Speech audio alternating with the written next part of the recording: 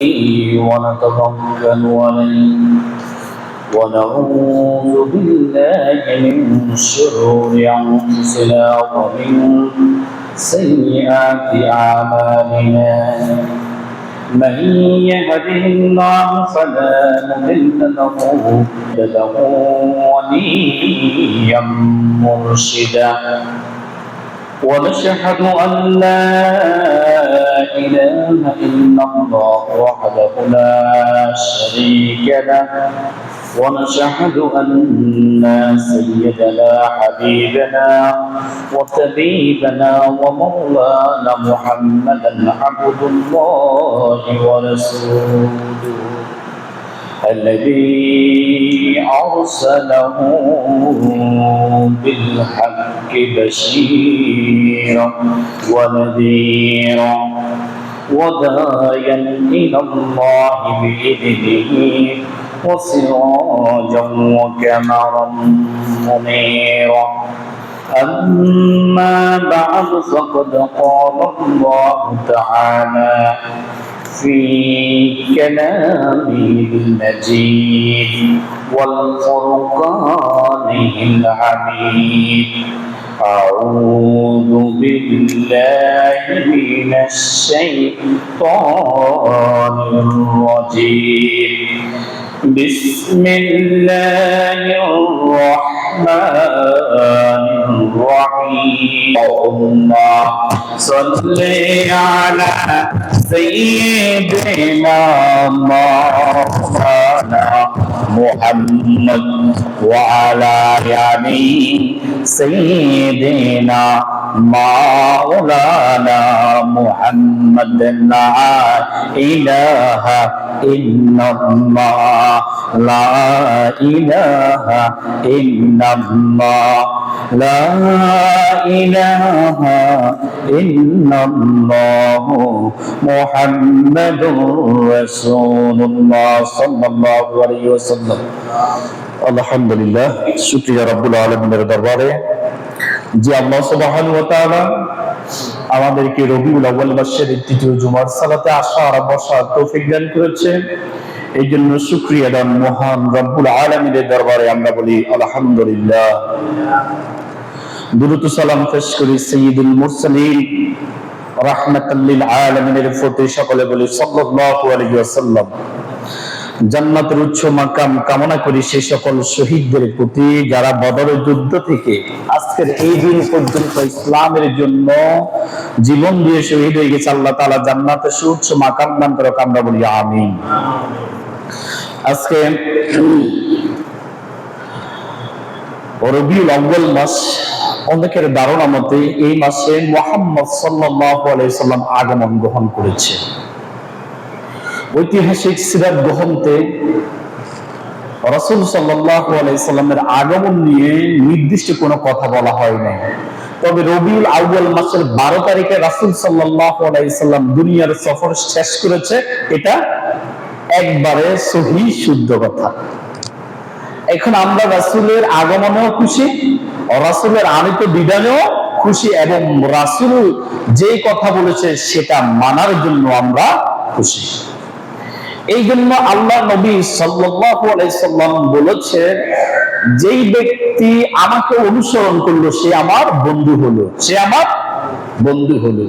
আর যেই ব্যক্তি আমার অনুসরণ করে নাই, অনুকরণ করে নাই, আমার ইত্তেবা গ্রহণ করে নাই, সেই ব্যক্তি কখনো আমার উম্মত বন্ধু হতে পারে না। এই জন্য আমরা আজকে জানবো মুহাম্মদ সাল্লাল্লাহু আলাইহি সাল্লামের মাধ্যমে, আনিত বিধানের মাধ্যমে, যে বন্ধু কারণে বন্ধু জাহান্নামী, বন্ধুর কারণে বন্ধু জাহান্নামী। সর্বপ্রথম একটা হাদিস বলি, আবু দাউদ শরীফের 4833 নম্বর একটা হাদিসের মধ্যে এসেছে, তিরমিজি শরীফেরও সেম একটা হাদিস এসেছে। হাদিসটার মধ্যে বলা হয়েছে, মানুষ তার বন্ধুকে বেশি অনুসরণ করে, মানুষ তার বন্ধুকে বেশি অনুকরণ করে। বন্ধু যেই পথে চলে আরেকটা বন্ধু সেই পথে চলা চেষ্টা করে। এই জন্য আল্লাহর নবী সাল্লাল্লাহু আলাইহি সাল্লাম বলেছেন, বন্ধু বাছাইয়ের ক্ষেত্রে সর্বপ্রথম তোমাদেরকে আদর্শবান বন্ধু গ্রহণ করতে হবে। আপনি বন্ধু বাছাইয়ের ক্ষেত্রে যদি আপনার মনের ভিতরে সন্দেহ জাগে, 5 ব্যক্তির সাথে বন্ধু করা যাবে না। আল্লাহ নবী সাল্লাল্লাহু আলাইহি সাল্লাম বলছেন, 1 নম্বরে কাফেরের সাথে বন্ধুত্ব করা যাবে না। কার সাথে? গত জুমা বলছিলাম কাফেররা চিরস্থায়ী জাহান্নামী। এই কাফেরদের সাথে বন্ধুত্ব করা যাবে না, ফাসিকের সাথে বন্ধুত্ব করা যাবে না, মুনাফিকের সাথে সম্পর্ক করা যাবে না, জালেমের সাথে বন্ধুত্ব করা যাবে না। এই জালেমরা কিন্তু আমাদেরকে সবচেয়ে বেশি ক্ষতিগ্রস্ত করতেছে। আপনি আমার জীবনটাকে যদি সুন্দর করতে চান, অনুপ্রেরণার বাতিঘর বানাইতে চান, তাইলে বন্ধু করতে হবে হযরত আবু বকর রাদিয়াল্লাহু তাআলার মতো। যেই আবু বকর রাদিয়াল্লাহু তাআলা যখন রাসূল সাল্লাল্লাহু আলাইহি সাল্লাম মিরাজে গেলেন, মক্কার মিরাজ থেকে যখন রাসূল সাল্লাল্লাহু আলাইহি সাল্লাম আসলেন, আসার পর সমস্ত মানুষগুলো, মক্কার কাফেরগুলো বলতে লাগলো, ও আবু বকর, তোমরা কি জানো তোমার হাবিব, তোমার বন্ধু নাকি আজকে বাইতুল মাকদাসে গিয়েছে, সেইখানে গিয়ে নাকি তিনি মিরাজ করেছে, অথচ বাইতুল মাকদাসের যাতায়াতের পথ অনেক। তুমি কি এই কথা বিশ্বাস করো? আবু বকর রাদিয়াল্লাহু তাআলা বলল, কোন ব্যক্তি বলেছে? বলছে মুহাম্মদ। আবু বকর রাদিয়াল্লাহু তাআলা সাথে সাথে বললেন, যদি মুহাম্মদ সাল্লাল্লাহু আলাইহি সাল্লাম এই কথা বলে, তাইলে আমি নির্দ্বিধায় সাক্ষী দিচ্ছি মুহাম্মদ সত্য কথা বলেছে। সুবহানাল্লাহ। এই কথা শোনার পরে আল্লাহ তাআলা হাবিব তার বন্ধু আবু বকর রাদিয়াল্লাহু তাআলাকে বলছে, তুমি আজকে থেকে সিদ্দিকীন, সত্যবাদীদের অন্তর্ভুক্ত। সুবহানাল্লাহ। আজকে আপনি বন্ধুর কারণে জান্নাতের পথ পাবেন, বন্ধুর কারণে আপনি জাহান্নামের পথ পাবেন। আপনার বন্ধু হচ্ছে আপনার সবচেয়ে বেশি অনুসরণের ব্যক্তি। আপনি সবচেয়ে বেশি ফলো করেন, আপনি কাকে বেশি মানেন? আপনার বন্ধু যদি আপনাকে বলে, চলো আজকে আমরা জান্নাতের দিকে যাব, নামাজ পড়বো, তাইলে আপনি নামাজে যেতে পারবেন। আর বন্ধু যদি আপনাকে বলে, আজকে গানের আসর আছে, চলো সেইখানে যাই, কিন্তু আপনি সেইখানে চলে যাবেন। সিগারেট খাওয়ার সময় বন্ধু বলবে, এক টান্দে সমস্যা নাই, দুই টান্দে সমস্যা নাই, এমনি এমনি করে একদিন দুই দিন যেতে না যেতে আপনি কিন্তু সিগারেটের প্রতি আসক্ত হয়ে যান। এটা বন্ধুর অনুসরণ, অনুকরণ। আপনি বন্ধু বাছাইয়ের ক্ষেত্রে ইমাম গাজ্জালী 5টা কথা বলেছিল। 1 নম্বরে ন্যায় নিষ্ঠাবান ব্যক্তির সাথে বন্ধুত্ব করবেন। ন্যায় নিষ্ঠাবান ব্যক্তিকে আপনার বন্ধুত্বের আইডল বানাবেন। যেই ব্যক্তি হক কথা বলে, যেই ব্যক্তি সত্যবাদী, যেই ব্যক্তি কোরআন অনুসরণ করে, যেই ব্যক্তি আল্লাহর বিধান বাস্তবায়নের জন্য কাজ করে, সেই ব্যক্তির সাথে আপনি বন্ধুত্ব করতে হবে। 2 নম্বরে আপনি কিফম ব্যক্তির সাথে বন্ধুত্ব করতে পারবেন না। কার সাথে? কিফম ব্যক্তির সাথে বন্ধুত্ব করতে পারবেন না, কারণ আপনি যখন বিপদে পড়ে যাবেন, ওই কিফনের কাছে গেলে আপনি কখনো সহযোগিতা পাবেন না। 3 নম্বরে বলা হয়েছে, যে মিথ্যাবাদী, তার সাথে বন্ধুত্ব করতে পারবেন না, কারণ মিথ্যাবাদী সবসময় মিথ্যা কথা বলে আপনাকে কাছের জিনিসটা অনেক দূরের জিনিসটা কাছে এনে দেখিয়ে দেয়, আপনাকে মিথ্যা স্বপ্নের মধ্যে বিভোর করে দেয়, তারপরে আপনার জীবনটাকে তছনছ করে দিয়েছে চলে যায়। এরকম মিথ্যাবাদীর সাথে কখনো আপনি বন্ধুত্ব করতে পারবেন। 4 নম্বরে হচ্ছে, বোকা লোকের সাথে বন্ধুত্ব করা যাবে না। বোকা লোকের সাথে বন্ধুত্ব করা যাবে না, কারণ বোকা লোকটা নিজেই তোমাকে বাঁচতে পারে না, তোমাকে সে কিভাবে বাঁচাবে? কারণ ওই বোকা লোকটা সবচেয়ে বেশি তোমাকে গর্তের মধ্যে ফেলে দিবে। আর 4 নম্বর 5 নম্বর হচ্ছে, স্বার্থপর ব্যক্তির সাথে কখনো বন্ধুত্ব করা যাবে। স্বার্থপর ব্যক্তি এমন স্বার্থপর ব্যক্তি, বিপদ দেখার সাথে সাথে আপনার কাছ থেকে দূরে সরে যাবে, আপনাকে তখন আর সে চিনবে না। এরকম স্বার্থবাজ ব্যক্তির সাথে বন্ধুত্ব করা যাবে না। এবার আসেন, অটোমান সাম্রাজ্য আব্দুল হামিদ খানের একটা উক্তির মধ্যে পাওয়া যায়, একদিন এক ব্যক্তি তার ছোট্ট ছেলেকে বলল, তোমার কয়জন বন্ধু আছে? বলছে, আমার অনেকগুলা বন্ধু আছে। তুমি কি সবাইকে বিশ্বাস করো? হ্যাঁ, আমি সবাইকে বিশ্বাস করি। বলছে, কেমন বিশ্বাস করো? আজকে আমি তোমাকে পরীক্ষা করব, তোমার আসল প্রকৃত বন্ধুকে তুমি সেটা জানবে। একটা বকরি জব করলো। বকরি জব করলে ব্যাগের ভিতরে কল্লাটা রেখে দিল। রেখে দিয়ে বললো এই ব্যাগটা খুলবে না, তোমার প্রথম বন্ধুর কাছে যাবে, যাই বলবে আমি একটা মানুষকে হত্যা করেছি, আমাকে বাঁচাও। ছেলেটা দৌড়ে গিয়ে তার প্রথম বন্ধুর কাছে গেল, গিয়ে বললো বন্ধু আমি তো একটা অন্যায় করে ফেলেছি, আমি একটা মানুষকে হত্যা করে ফেলেছি, আমাকে বাঁচাও। বন্ধুর সাথে সাথে দরজা বন্ধ করে দিল, বলছে তোমাকে আমি চিনি না, তোমাকে আমি চিনি না। দ্বিতীয় বন্ধুর কাছে গেল, বললো বন্ধু আমি তো একটা মানুষকে হত্যা করে ফেলেছি, দেখো রক্ত টক টক করে পড়তেছে জমিনে। দ্বিতীয় বন্ধু দরজা বন্ধ করে দিল। তৃতীয় বন্ধুর কাছে গেল, তৃতীয় বন্ধু দরজা বন্ধ করে দিল। এইভাবে সব বন্ধুর কাছে আস্তে আস্তে গেল, সব বন্ধু তাকে তাড়িয়ে দিল। তার মানে তার কাছে এখনো কোনো বন্ধু নাই। এরপরে বন্ধু যখন তার বাপের কাছে গেল, ওই ছেলেটা গিয়ে বললো বাবা সবাই আমাকে তাড়িয়ে দিয়েছে, বলছে আজকে তোমাকে আমি আরেকটা জিনিস দেখাই, যাও তুমি আমার বন্ধুর কাছে। আমার বন্ধুকে গিয়ে বলো আমি একটা মানুষকে হত্যা করেছি, আমাকে আপনি রক্ষা করেন। ছেলেটা গিয়ে দরজায় টুক টুক করে শব্দ করলো, বললো আমি অমুক, আমাকে বাঁচান, আমি একটা মানুষকে হত্যা করেছি, রক্ষা করতেছি। ওই লোকটা সাথে সাথে বলছে খবরদার কোনো আওয়াজ করবে না, আওয়াজ করবে না, চলো আমার সাথে চলো। আস্তে আস্তে ব্যাগটা নিয়ে, ব্যাগটা খোলা নাই, একটা গহীন জঙ্গলে চলে গেল। জঙ্গলে গিয়ে গর্ত করে আস্তে করে ওই মাথাটাকে ঢুকিয়ে দিল, মাটি দিয়ে চেপে দিল, উপরে ফুল গাছ রোপণ করে দিল, গোলাপ ফুল গাছ, তাইলে যাতে কোনো মানুষ বুঝতে না পারে এখানে কি রোপণ করা হয়েছে। ছেলেটা এসে তার বাপকে সমস্ত ঘটনা বলল। বাপ কথা শুনে বলছে দেখো প্রকৃত বন্ধু কাকে বলে, তোমার এখনো পরীক্ষা শেষ হয় নাই। কয়েকদিন পরে ছেলেকে বলল যাও আমার বন্ধুকে একটা থাপ্পড় মেরে এসো, যে বন্ধু তাকে বাঁচাইছেন। ওই ছেলেটা গিয়ে তার বাপের বন্ধুকে একটা থাপ্পড় মেরে দিল, কিন্তু তাকে কিন্তু বাঁচাইছে ওই লোকটা। বাঁচানোর পরে লোকটাকে যখন থাপ্পড় দিল, থাপ্পড় দেওয়ার পরেও লোকটা তখনও তার গোপন কথা প্রকাশ করে নাই।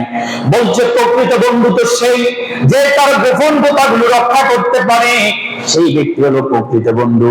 কথাগুলো প্রকাশ না করে ছেলেকে বলল বাবা খবরদার কাউকে বলবে না আমরা কি করেছি। তাইলে প্রকৃত বন্ধু বুঝতে হলে বিপদে পড়তেই হবে, হবে না? তারপর প্রকৃত বন্ধু পাওয়া যাবে। আল্লাহ রাব্বুল আলামিন প্রকৃত বন্ধু কারা তাদের কথা বলে দিয়েছেন। আল্লাহ রাব্বুল আলামিন বলছেন প্রকৃত বন্ধু হচ্ছে যারা যারা বিজয় লাভ করার পরে সিজদার মধ্যে পড়ে যাবে, যারা আসমান জমিনের বিজয় লাভ করার পরে সিজদার মধ্যে গিয়ে বলবে ও রাব্বুল আলামিন সমস্ত বিজয়ের কর্ণধার হচ্ছেন আপনি, সুবহানাল্লাহ। বিজয় হলে কোনো নাচ গান হবে না, বিজয় হলে কোনো বাদ্যযন্ত্র হবে না, বিজয় হলে কোনো উৎপল্ল হবে না, আপনাকে এমন লোকদের সাথে বন্ধুত্ব করতে। দেখেন আল্লাহ রাব্বুল আলামিন কি বলতেছেন 25 নম্বর সূরা, তাদের দিকে তাকাই না, তারা 57 25 নম্বর সূরা, সূরা ফুরকান আয়াত নম্বর 26, আয়াত নম্বর 26 27 দেখেন আল্লাহ তাআলা কি বলতেছেন ইয়াউমা ইয়া'আদ্দুল যালিমু আলা ইয়াদাইহি ইয়াকুলু ইয়া লাইতানি ইত্তাখাযতু মা'আর রাসূলি সাবিলা। আল্লাহ তাআলা বলছেন জালেম সেই ব্যক্তি, সেই দিন জালেম বন্ধুগুলো, দেখেন আল্লাহ কি বলতেছেন হাসরের ময়দানে জালেম বন্ধুগুলো তাদের দুইটা হাতকে এমন ভাবে আছাড়বে, জোরে জোরে মাটির মধ্যে বাড়ি দিবে, বাড়ি দিতে দিতে বলবেন, দর্শন করতে করতে বলবে হায় আমি যদি আল্লাহর রাসূল এবং সত্যবাদীদেরকে বন্ধু হিসেবে গ্রহণ করতাম, তার দেখানো পথে চলতাম, আল্লাহর রাসূলকে বন্ধু হিসেবে গ্রহণ করতাম, সত্যবাদীদের পথ অনুসরণ করতাম, আজকে আমার এই অবস্থা হতো না। আমরা এই দুনিয়াটা নিয়ে ব্যস্ত, কিভাবে দালান কোঠা করা যাবে, বিল্ডিং করা যাবে, বিল্ডিং থেকে কিভাবে সুন্দর কারুকার্য দিয়ে বিশিষ্ট নতুন ডিজাইন করা যাবে, লোহা কিভাবে আবিষ্কার হয়েছে, গাছপালাগুলো কিভাবে বড় হচ্ছে, একজন মানুষ কিভাবে জাহাজ বানাচ্ছে, বৃক্ষলতা কিভাবে তাজা তাজা পাতা দিচ্ছে, গরু ছাগলগুলো কিভাবে মানুষ বড় হচ্ছে, আমাদের গবেষণা থাকে ওইদিকে। একবারও কি আপনি আমি চিন্তা করেছি আমি কোথা থেকে এসেছি, কিভাবে এসেছি, কার মাধ্যমে এসেছি, আমাকে এই জমিনে কেন পাঠিয়েছে, কি জন্য পাঠিয়েছে, কোন উদ্দেশ্যে পাঠিয়েছে, আমি কি আবার এই জমিন থেকে বিদায় নিব নাকি, বিদায় নিলে আমাকে কি করতে হবে, একবারও কি সেই কল্পনা আমাদের মধ্যে আসে? নাই, কারো মধ্যে নাই, আমার মধ্যেও নাই। আমাদের মধ্যে শুধু স্বপ্ন টাকা আর টাকা, আমাদের মধ্যে স্বপ্ন শুধু জজ খ্যাতি। আমার স্বপ্ন হচ্ছে আরো বড় মসজিদে মুহাদ্দিস হওয়া, মুফতি হওয়া, আরো বড় বড় দার্শনিক হওয়া, কিতাবগুলো পড়া। আর টাকাওয়ালাদের কাছে শুধু চাওয়া শুধু আরো টাকা, আরো টাকা। নেতার কাছে চাওয়া শুধু আরো বড় পদ, আরো বড় পদ, নাকি? সমাজের সর্দারের কাছে চাওয়া সবাই যেন তার কাছে আছে বিচারের জন্য, না অন্য কোনো কিছু। ব্যবসায়ী সব শুনে চিন্তা করে তার ব্যবসা আরো বেশি সফল হোক, আরো বেশি বেচাকেনি হোক, কিন্তু কেউ একবারও চিন্তা করে না এই দুনিয়ার জমিনে তাকে কেন পাঠিয়েছে। আল্লাহ যদি চাইতো আপনাকে আমাকে দুনিয়াতে নাও দেখাতে পারতো, নাকি? হ্যাঁ, আল্লাহ যদি চাইতো এই দুনিয়ার মধ্যে আসার কোনো ক্যাপাসিটি তো আমাদের ছিল না। এই জন্য মুহাম্মদ সাল্লাল্লাহু আলাইহি সাল্লামকে বলা হুয়া নাযিরুন, সতর্ককারী। কি কারী? ওগো নবী, আমি আপনাকে সতর্ককারী হিসাবে প্রেরণ করেছি। আপনি মানুষদেরকে সতর্ক করবেন সমস্ত খারাপ কাজ থেকে। কি কাজ থেকে? খারাপ কাজ থেকে, অন্যায় কাজ থেকে। মানুষদেরকে সতর্ক করবেন ওই কঠিন জাহান্নামের আগুন থেকে। এমন একটা হাদিস আজকে সকালে, গতকালকে রাতের 11:30টার দিকে আমি হাদিসটা দেখি আমি বিভোর হয়ে গেছি। হাদিসটা আগে অনেকবার পড়েছি। জাহান্নামটাকে আল্লাহ ডাকবে, জাহান্নাম আসো, 70,000 ফেরেশতা জাহান্নামটাকে নিয়ে আসবে। আবার 70,000 শিকল দিয়ে জাহান্নামটাকে বেঁধে রাখা হবে, টেনে রাখা হবে। টেনে রেখে জাহান্নামকে বলা হবে আসো, নিয়ে যাও। এটাই হচ্ছে তোমার অপরাধী, এটাই জাহান্নামী, এটাই জুলুমবাজ, এটাই অন্যায়কারী, এটাই পাপাচার, এটাই শয়তানের দোসর, এটাই ছিল জালেম, এটাই ছিল সমস্ত সমাজের নষ্টের গোড়ায়, তাকে নিয়ে যাও। অথচ হাদিসের মধ্যে পাওয়া যায় জান্নাতের গ্রাম 40,000 মাইল দূর থেকে জান্নাতের গ্রামে আসবে, কিন্তু জান্নাতীরা কখনো জান্নাতের গ্রাম পাবে না। সুবহানাল্লাহ। এই জন্য বন্ধু নির্বাচন করতে হবে ভালো। কি? আপনি যদি ধরেন বন্ধু নির্বাচন করেছেন এমন ব্যক্তির সাথে, যেই ব্যক্তি সারাদিন মদ খায়, কি খায়? মদ খায়। ওই ব্যক্তির মদের আসরে আপনি যদি তার সাথে থাকেন কিন্তু আপনি মদ খান না, তার সাথে দেখা সাক্ষাৎ করতে করতে একদিন, 2 দিন, 3 দিনের মাথায় মদ খাবেন, নাকি? কারণ বন্ধু আপনাকে বলবে আরে খা বেটা, একটু খেলে সমস্যা হয় না, খা, কোনো সমস্যা হবে না, আপনি একটু পান করলেন। এবারে যদি আপনি চলে যান ওই আতর বিক্রেতার কাছে, যে ব্যক্তি আতর বিক্রি করে, ওই ব্যক্তির দোকানে গেলে, হাদিসের কথা বলতেছি, ওই ব্যক্তি যদি আতর বিক্রি করে আর আপনি যদি তার কাছে যান, আতর নাও কিনেন, আপনি যদি চলে আসেন, কিন্তু আসার পরে আপনার গায়ে আতরের ঘ্রাণ লাগবে না? না লাগবে না? লাগবে।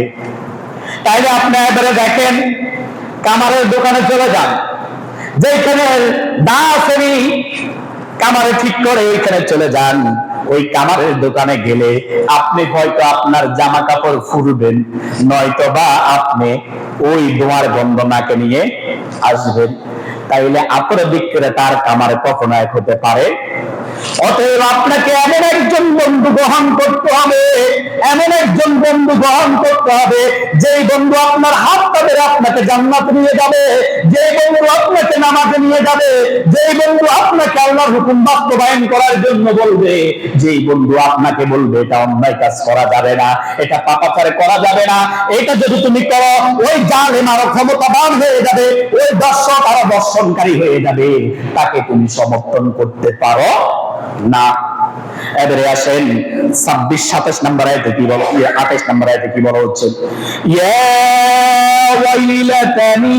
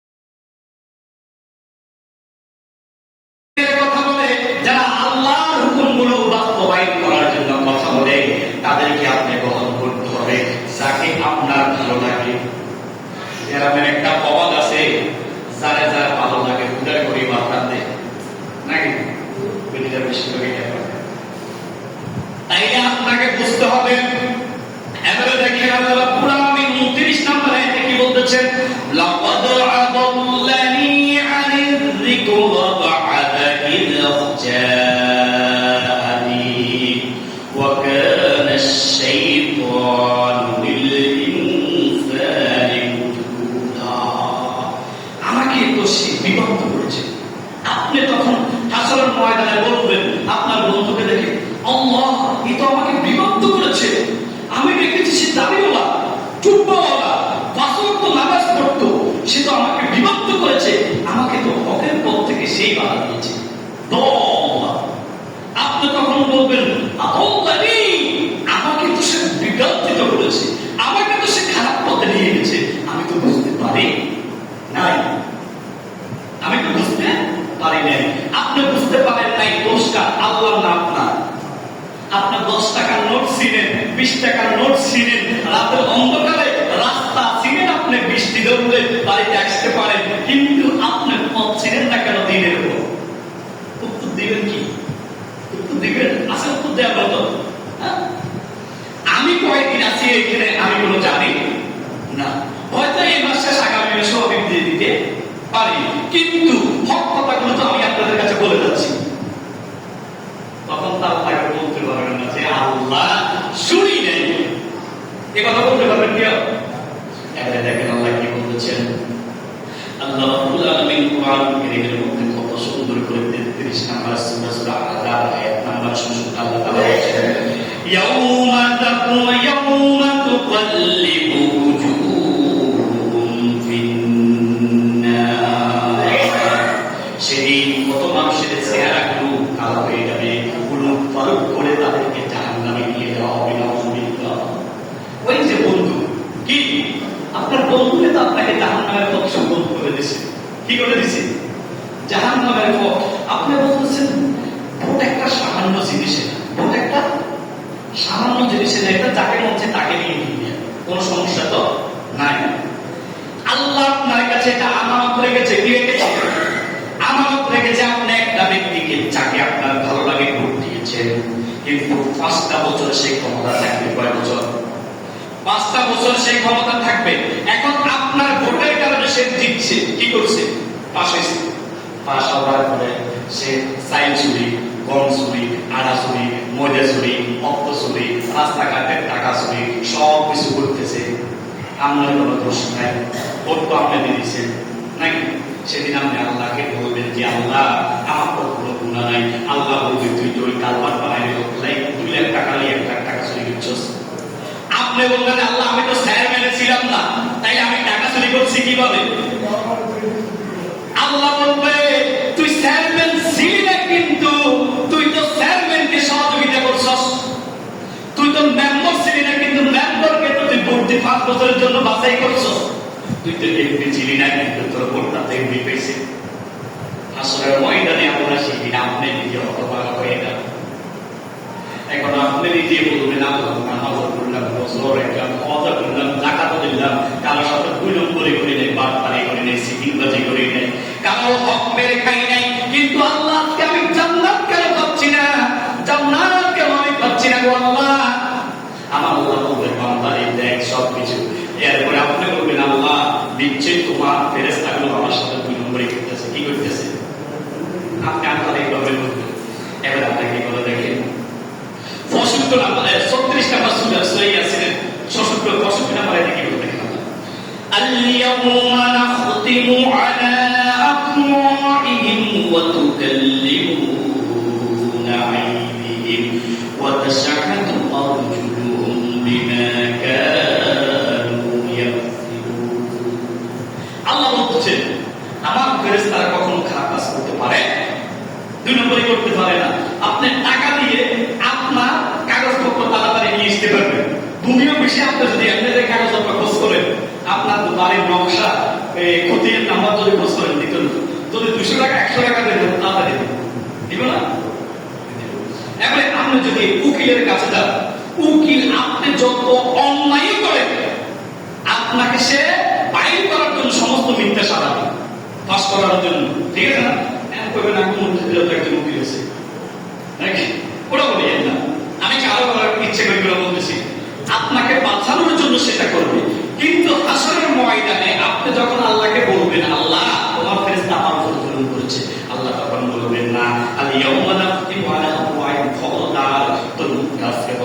কি মুখ আজকে বাংলার মুখ দিয়ে আজকে কোনো কথা বলতে পারবি না। আপনি বলবেন আল্লাহ কেন? আল্লাহ বলবে আইদিহিম, তো এই হাত সাক্ষী দিবে, এই হাত দিয়ে তুই সিল মেরেছস, এই হাত দিয়ে সিল মেরেছস না? আল্লাহ এমনি বলবে এই হাত দিয়ে তুই সিল মেরেছস না, এই হাত দিয়ে তুই তো ওই গেছস।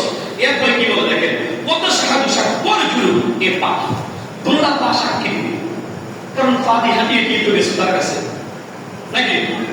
পা তোমার বিরুদ্ধে সাক্ষী দিবে। এখন আপনি বলতে পারবেন যে আল্লাহ এর বিচার করা। এরপরে দেখেন আবার কি বলে, বিমা কানু ইয়াকসিবুন, কারণ এগুলো তুমি নিজে অর্জন করেছো। কি অর্জন করেছে? আপনি নিজে অর্জন করেছেন। আপনার বাবা ভাই আপনার এগুলো অর্জন করে দেয় নাই, এগুলো কি অর্জন করেছে? আপনি নিজে করেছেন। এবারে আসেন 24 নম্বর সূরা নূরের 24 নম্বর আয়াতে কি বলে আল্লাহ, ইয়াউমা তাশহাদু আলাইহিম আলসিনাতুহুম ওয়া আইদিহিম ওয়া আরজুলুহুম বিমা কানু ইয়ামালুন।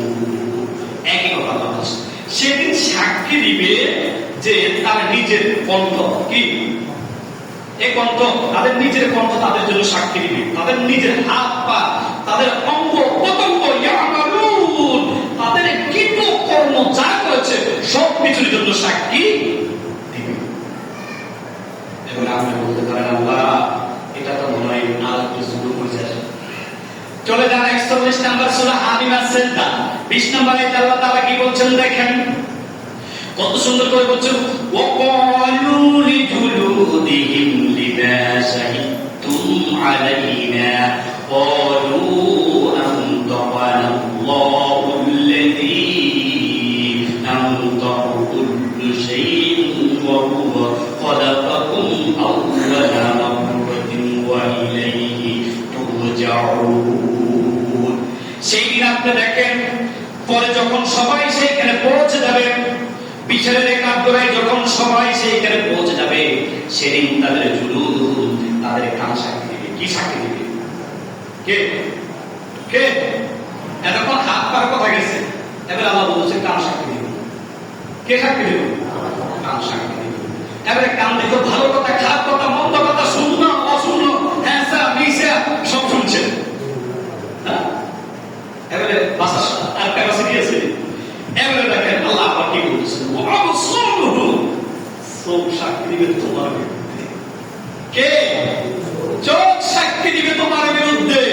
তোমার এই চোখ দিয়ে তুমি দেখেছো এই অন্যায়কারী, এই পাপাচার, এই জুলুমকারী, এই লোকটা ভালো না, তারপর তোমার চোখ দিয়ে দেখা সত্ত্বেও তুমি তাকে পছন্দ করেছো, বন্ধু করে নিয়েছো।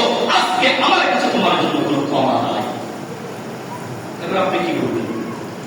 এরপর আবার কি বলে আল্লাহ তাআলা দেখেন, ওয়াজুলুদুহুম বিমা কানু ইয়ামালুন।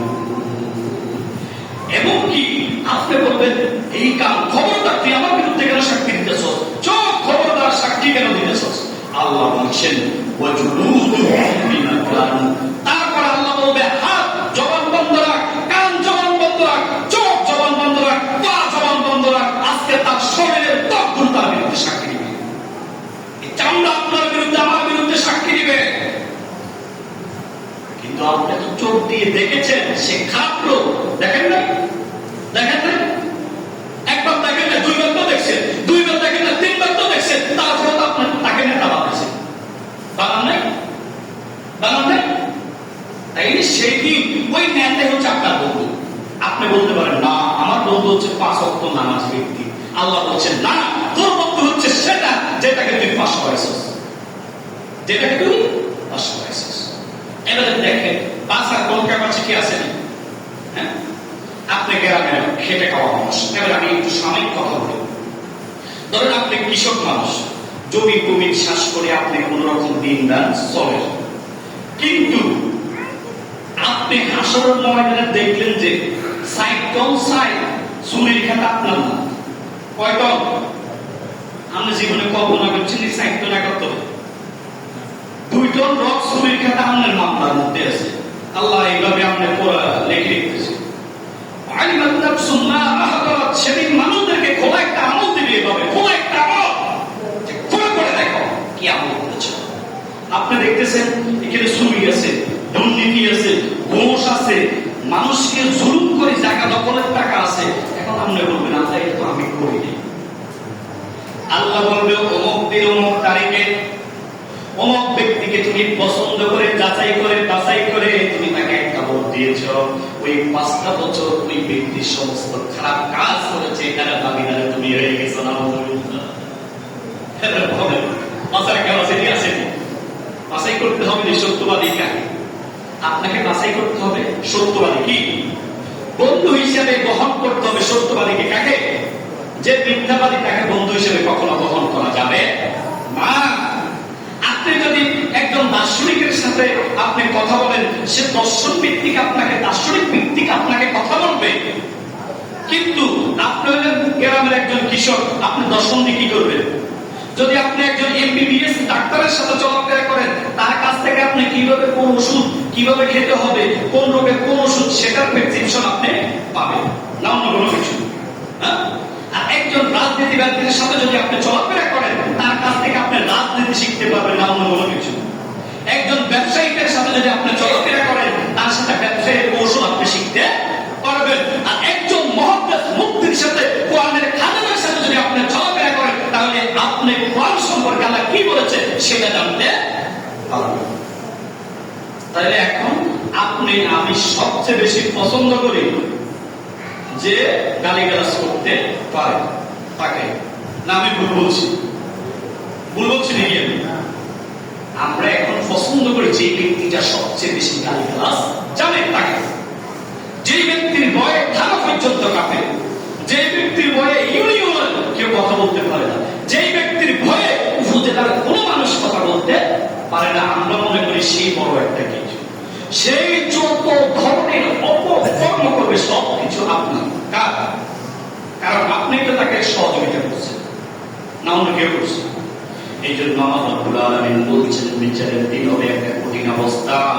এইগুলো সেদিন কি হবে দেখেন, আল্লাহ রব্বুল আলামিন 55 নম্বর সূরা আর রহমানের 37 নম্বর আয়াতে আল্লাহ রব্বুল আলামিন বলছেন ফাইদা আনশাqqাতিস সামাa'ু ফাকানাত ওয়ারদাতান কাদ্দিয়াব।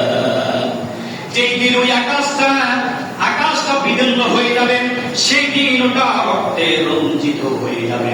ওই আসমানের আকাশটা যেদিন একেবারে বিদীর্ণ হয়ে যাবে, রক্তে রঞ্জিত হয়ে যাবে, সেদিন সেটা পেটে যাবে, কি হয়ে যাবে? কোন জায়গায় বলেছে ওই আকাশটা সেদিন ভেঙে চুরে চূর্ণ বিচূর্ণ হয়ে যাবে। কোন জায়গায় এসেছে কোরআনে ওই আকাশটা সেদিন চূর্ণ বিচূর্ণ হবে, তোলার মতো বাতাসের সাথে উঠতে থাকবে। প্রত্যেকটা কথা আল্লাহ রাব্বুল কোরআনের মধ্যে বলছেন। 69 নম্বরে সূরা হাক্কার 16 নম্বরে আল্লাহ রাব্বুল আলামিন বলেন ওয়া আনশাqqাতিস সামাa'ু ফাহিয়া ইয়াওমাইদিন ওয়াহিয়া। সেই দিন আসমান চৌচির হয়ে যাবে এবং বন্ধনগুলো ছিঁড়ে যাবে। ওই আসমানটা চৌচির হয়ে যাবে, যে খুঁটিগুলো আল্লাহ রেখেছে ওই আসমানের খুঁটিগুলো সবগুলো ছিন্ন বিচূর্ণ হয়ে যাবে, আসমানটা ভেঙে পড়ে যাবে। সেই দিন আর কেউ বাঁচতে পারবে? এই জন্য কোরআন কারীমের 55 নম্বর সূরা আর রহমানের রব্বুল আলামিন 26 নম্বর আয়াতের মধ্যে বলছেন কুল্লু মান আলাইহা ফান। যেদিন দুনিয়ার সমস্ত কিছু চূর্ণ বিচূর্ণ হয়ে যাবে, সেই দিন আপনি আমি হাজার চেষ্টা করলেও কোনো লাভ হবে না। আল্লাহ তাআলা বলছেন ইয়াউমাইদিন তুহাদ্দিসু আখবারাহা। জমিন সেদিন তার সমস্ত কিছু খুলে খুলে বর্ণনা করবে। সুবহানাল্লাহ। এবারে আপনি বলেন, আপনি তো পা দিয়ে খারাপ জায়গায় গেছেন না? পা দিয়ে খারাপ জায়গায় গেছেন না? আর জরুরু এ পা তোমার বিরুদ্ধে সাক্ষী দিবে। ও আইদিহি, অন্যায় হোক না হোক, বিনা কারণে কাউকে একটা খুশি দিয়েছে, ওই খুশিটাও আপনার বিপক্ষে দাঁড়িয়ে যাবে। হাতকে ও আবসারহুম, এই চোখ দিয়ে তুমি ভালো কথাগুলো দেখেছো, এই চোখ দিয়ে দেখেছো কে কাকে বিনা কারণে মেরেছে, অন্যায় করে মেরেছে, জুলুম করেছে, এই দুইটা চোখ দিয়ে তুমি সেটা দেখেছো। তারপরও কেন তুমি তাকে হক কথাগুলো বলো? ও সামিউহুম, এই কান দিয়ে তুমি শুনেছো কাকে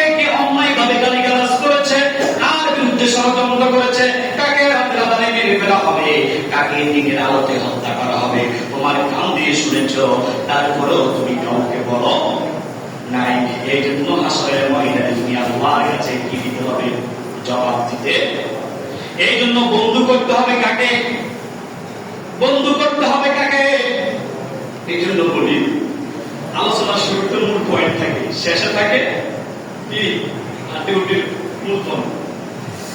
আপনার সত্যবাদী ব্যক্তিকে বন্ধু করতে হবে কাকে? জালেমকে বন্ধু করা যাবে না, কাফেরকে বন্ধু করা যাবে না, ইহুদি নাসারাকে বন্ধু করা যাবে না, ফাসিকদেরকে বন্ধু করা যাবে না। আল্লাহ কোরআনের অসংখ্য জায়গা বলেছে তোমরা কখনো ইহুদিদের সাথে নাসারাদের সাথে বিধর্মীদের সাথে তোমাদের বন্ধুত্ব করতে পারবে। ইহুদিদের সাথে বিধর্মীদের সাথে যদি বন্ধুত্ব করো তারা সব সময় তোমাকে শেষ করে দিবে, তোমাকে গর্তে ফেরাবে। আল্লাহ কোরআনের একটা আয়াতের মধ্যে বলছে যে পর্যন্ত তুমি তাদের ধর্ম অনুসরণ করবে না সেই পর্যন্ত তারা তোমাদের সাথে বন্ধুত্ব সম্পর্ক রাখবে না।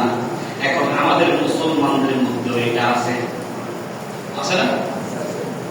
এই জন্য আমি কোরআনের একটা কথা বারবার বলি,